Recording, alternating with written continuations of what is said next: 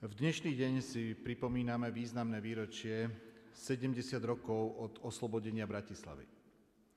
O chvíľu pôjdem položiť veniec na Slavín a pokloniť sa tam vojakom Červenej armády.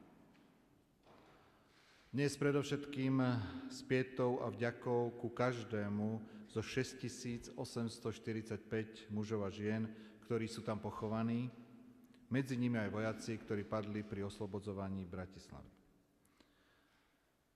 Pri príležitosti tohto výročia pricestoval na Slovensko minister zahraničných vecí Ruskej federácie, ktorého som pred chvíľou prijal.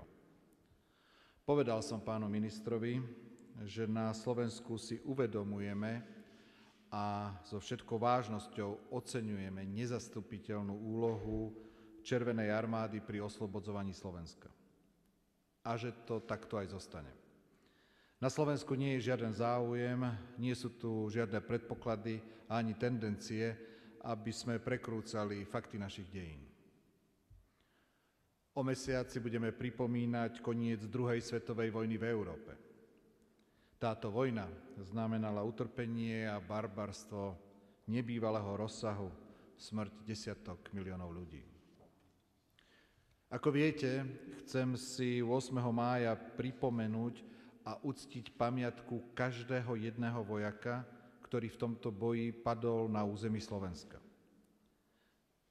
Aj dnes využívam túto príležitosť, aby som požiadal našich spoluobčanov, aby mi pomohli 8. mája zapáliť sviečku vďaky na každom hrobe vojaka, ktorý je u nás pochovaný.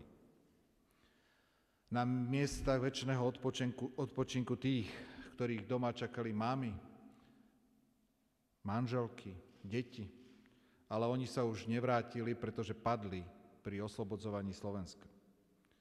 Boli to vojaci slovenskí, československí, rumunskí, vojaci ďalších národov a najviac ich bolo príslušníkov Červenej armády. Požiadal som ministra zahraničných vecí Ruskej federácie, aby osobne tlmočil občanom Ruska, že sme nezabudli. A že si osobne veľmi želám, a urobím, čo bude v mojich silách, aby u nás na Slovensku nezostal v ten deň opustený ani jeden hrob vojaka Červenej armády.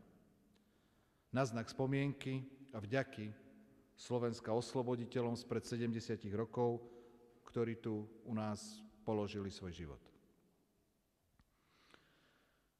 Pánovi ministrovi som tiež povedal, že vzťah Slovákov k ruskému národu a Rusku, jeho obyvateľom, umeniu a kultúry je pozitívny a že tento vzťah pretrváva aj napriek rozhodnutiam, ktoré urobili politickí lídri v minulosti alebo dnes.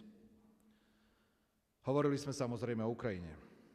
Tu u nás, na Slovensku, nie sú terajšie udalosti v Ukrajine len nejakou vzdialenou teóriou geopolitiky. Tu u nás, v našom regióne, v našej krajine sú roky 1938 alebo 1968 bolestnou súčasťou našej nedávnej histórie. Zopakoval som stanovisko Slovenska, že spôsob, akým bol v marci minulého roku zabratý Krym a pripojený k Ruskej federácii, považujem za vážnu destabilizáciu povojnového usporiadania a porušenia princípov medzinárodného práva.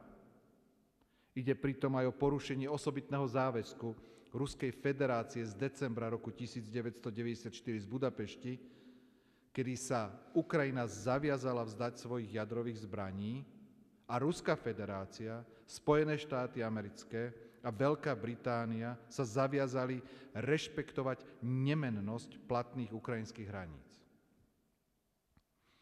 Zvlášť menšie krajiny, ako je naša, a krajiny s historickou skúsenosťou anexie a ich dôsledkami, aké si pamätáme aj my, vnímame takéto akty ako neakceptovateľné. Slovensko podporuje dôsledné plnenie Minských dohôd. Je potešujúce, že veľké boje ustali a že po podpise tejto dohody sa zastavilo zabíjanie veľkého rozsahu. Vyjadrujem nádej, že zbrane v tomto konflikte už definitívne nahradiť dialog a dodržiavanie dohôd. Že cudzí vojaci, ktorí boli a sú na Ukrajine bez jej súhlasu, odídu. Že Ukrajina ako suverénny štát bude môcť kontrolovať svoju hranicu. Vedenie Ruskej federácie má nielen možnosti, ale aj podstatný diel zodpovednosti za to, či bude tento proces úspešný. Ďakujem vám a verím, že sa o chvíľu stretneme na Slavíne.